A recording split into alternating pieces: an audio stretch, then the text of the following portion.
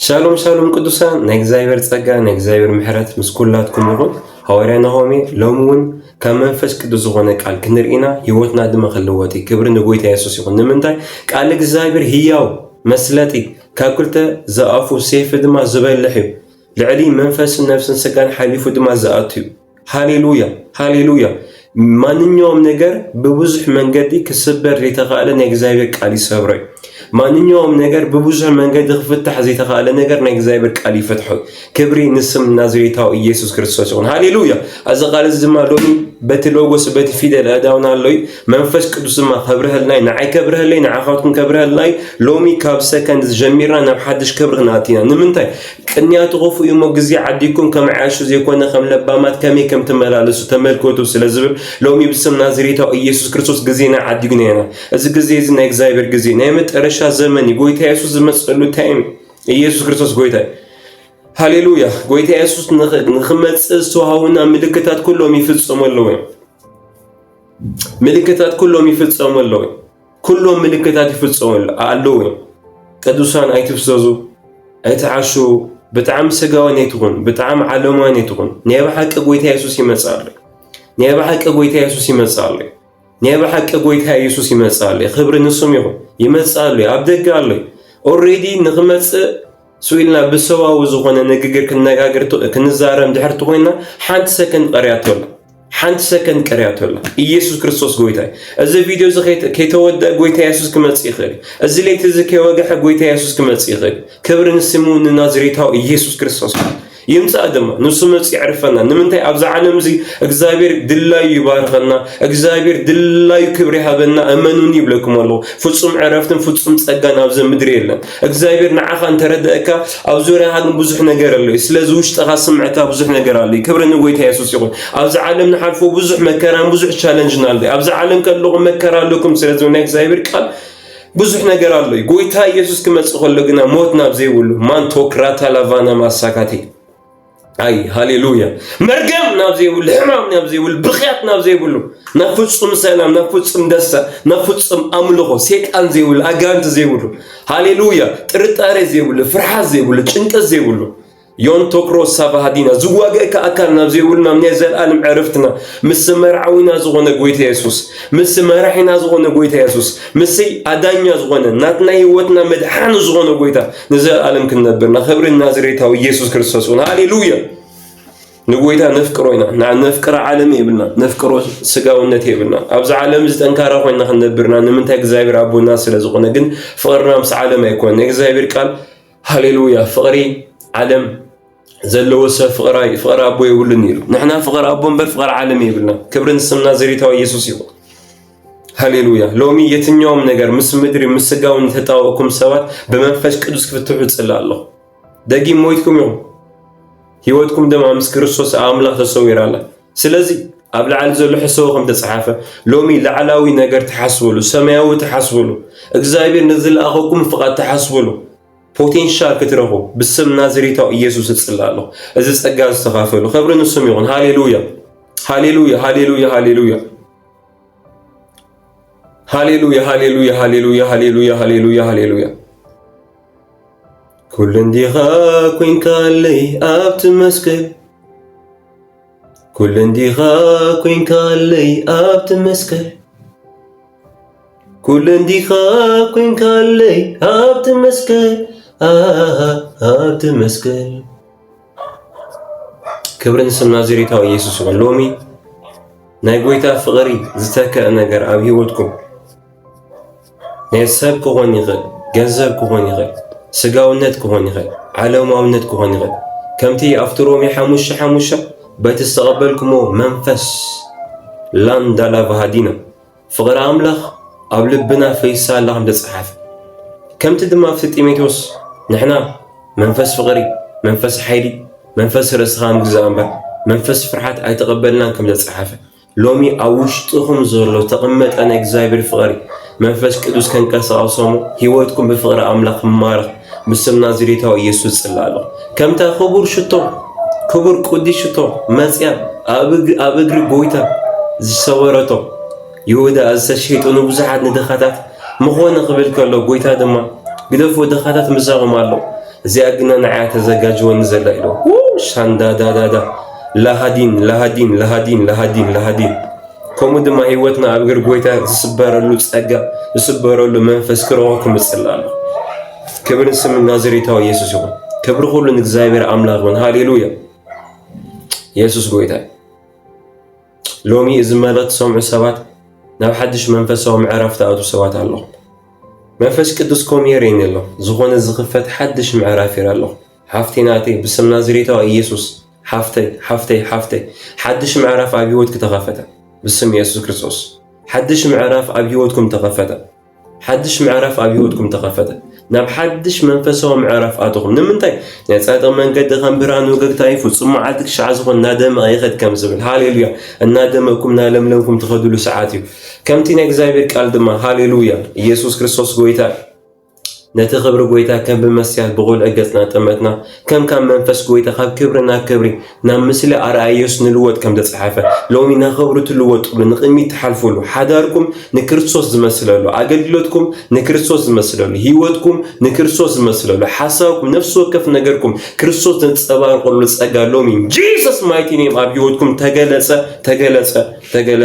تجلس كبري نقويتا نيسوس يوم سلاز قويتا يمسلوا يدك أملا هاليلويا هاليلويا هاليلويا هاليلويا هاليلويا يمسلوا يدك أملا قويتا يمسلوا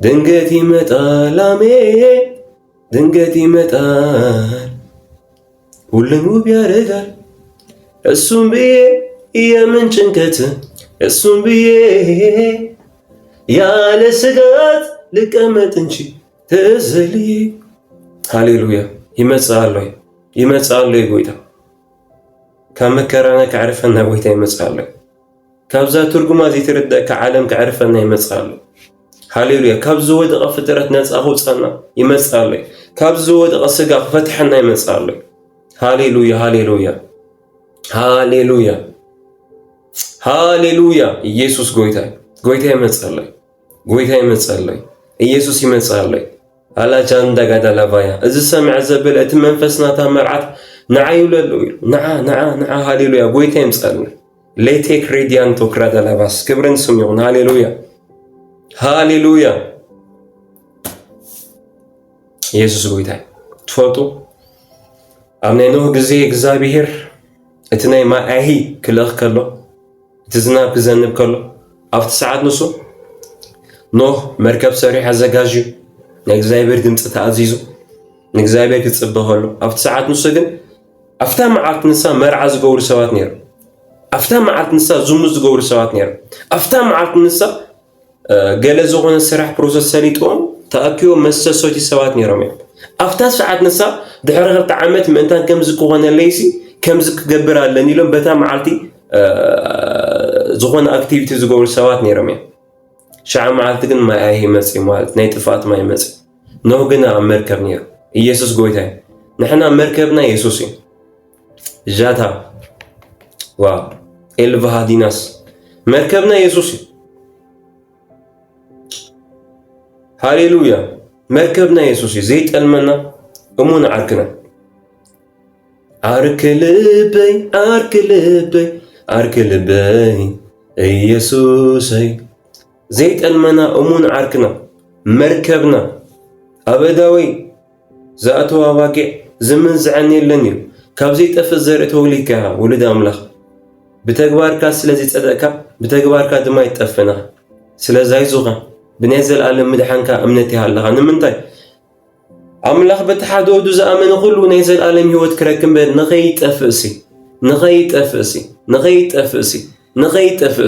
الصغير تأفأ ود أملاخ زور دلو زود قلو زموتولو سجفجفلو تاريخاوي فصامي الله سلاز يسوع موتنا سلازو سدا كافتي منجس تصلمات نفت منجس فقر ودعاتنا ديدا هدو لهدي مهدي ليكلو سون برودي مهدا لافاي سمعتكم تغفت دك أملاخ يسوع كريستوس قويتا هاليلويا نزل عالم مدحنا لنا نزل عالم دحنا مود الله يخبر كم دلله يخنبر نزل عالم تدحنا بواغا تعديكا نحات أتباريكم كان نسجها باريكم كان በተሪፍካ ዘሎ ሓፃር ግዜ ሎማዓንቱን ክመጽእ ይኽእል ጎይታ ከምቲ ነዊሕ ዝነብር ሰብ ጽባሕ ባዕልኻ ከም ዝፈጠርካያ ጽባሕ ከም ተቋጸርካያ ሰብ ስጋውና ራይት እምበር ሎሚ ብመንፈስ ቅዱስ ተበራበር ኣቱም ደቂስኩም ዘለኹም ክርስቶስ ከብረልኩም ይሞት ተንሱ ኢሉ ተስእ ብሽም ኢየሱስ ብርሃን ክመጽእ ክብሪ እግዚአብሔር ወጽኢልክ ይሞት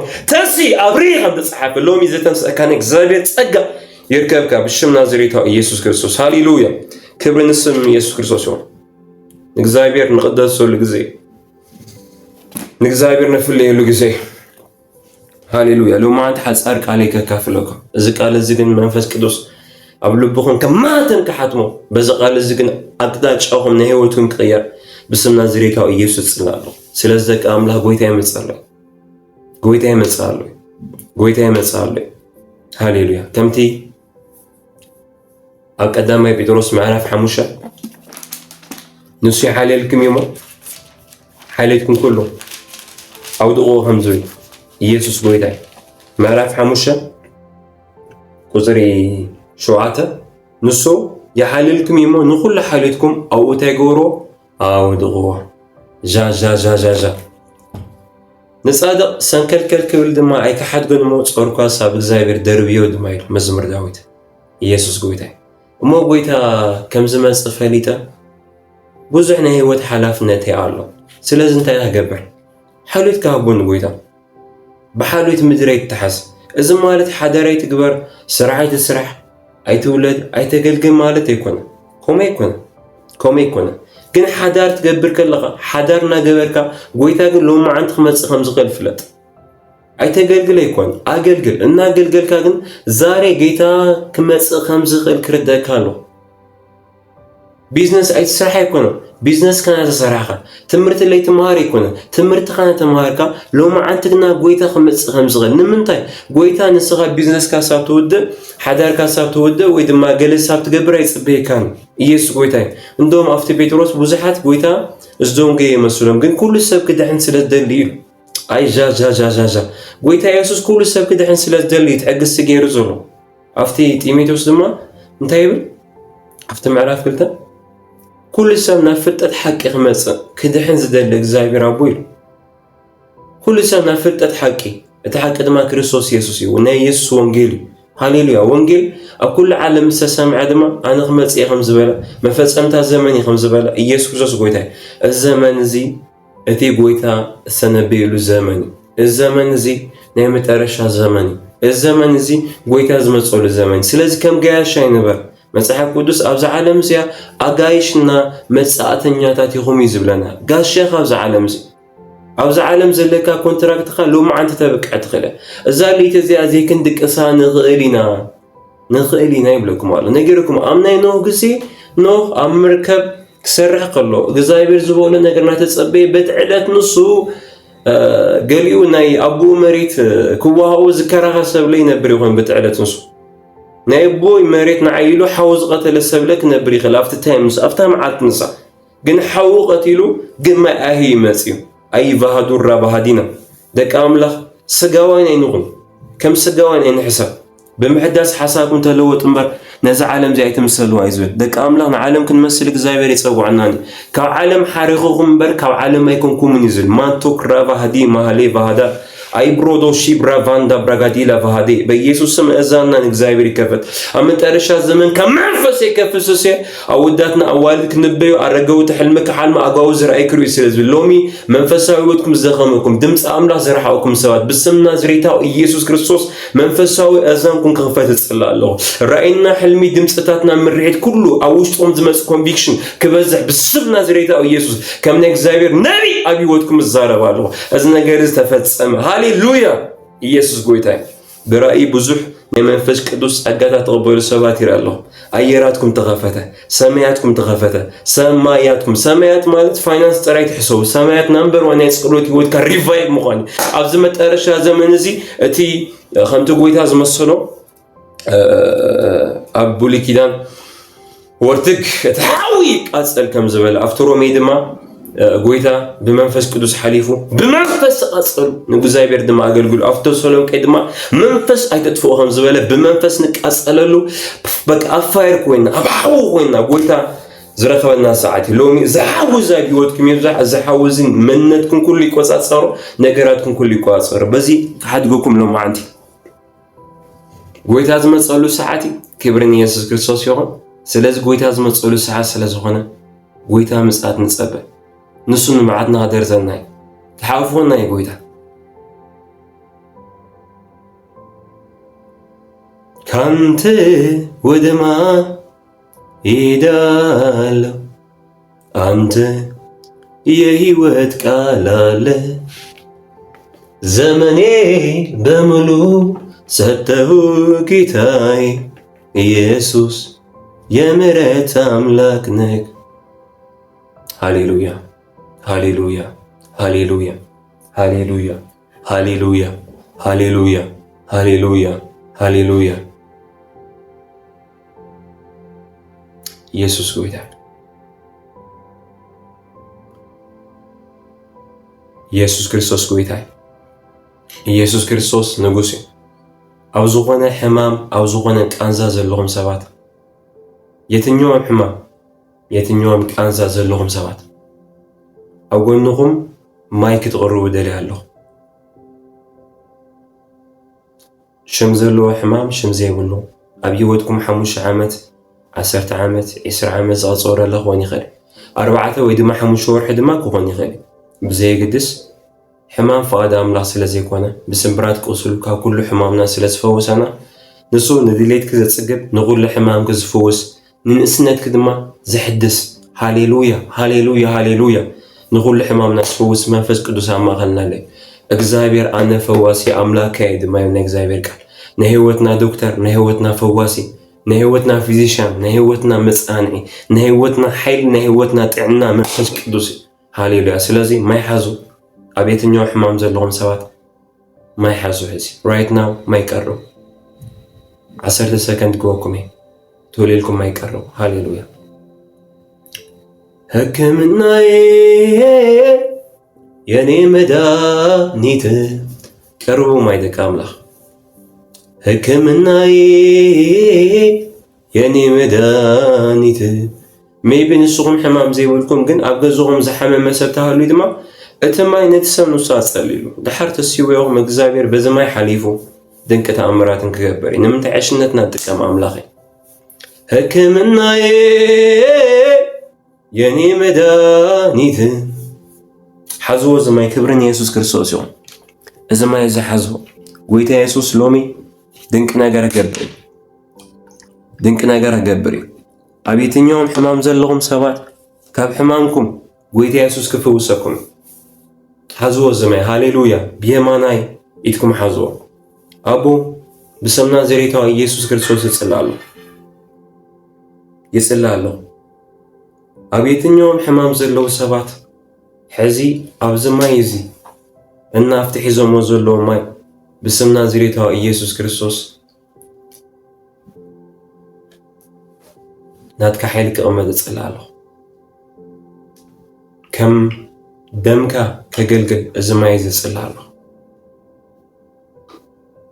ناي قروة حمام زلكم سبات ناي رؤسكم قروة حمام قواني غير ناي قروتكم حمام أبقسكم سفلالي بوغور كواني غير سفلالي حما أنا قرت وصاكم بوزح عمس وصاره أوشت أو أكلاتكم نيكو حسر بزولا نيكو روت حمام زلوكم سوا بزمايز تحصل بزمايز هاليلويا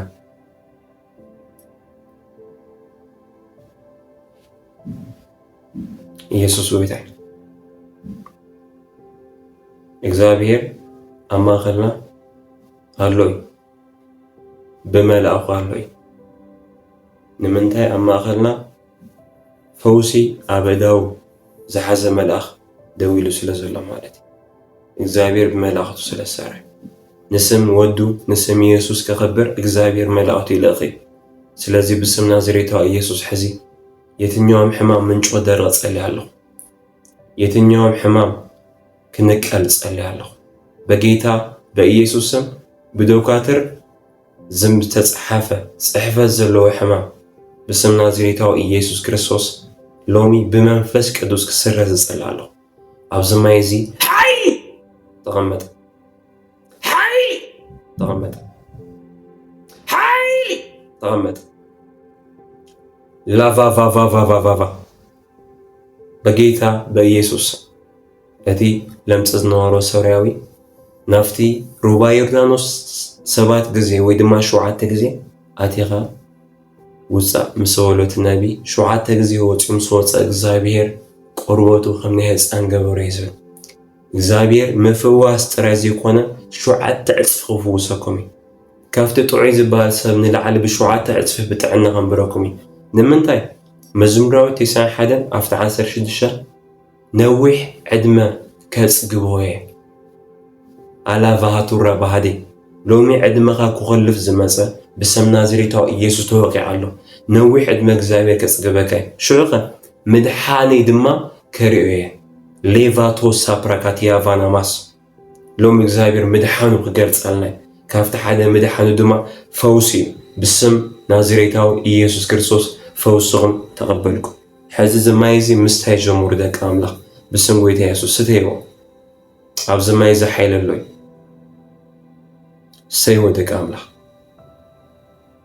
ስተይዎ። ኣብ ቆርበትኩም ኣብ ዝተፈላለየ ፀገም ዘለኩም በቲ ማይ ተሓፀቡ። ኣብ ገዛኹም ከቢድ ኣቶሞስፌር ስማዓኩም እዚ ማይ እዚ ኣብ ገዛኹም ንፀግቦ ደም ኢየሱስ ስለ ዝኾነ ሃሌሉያ።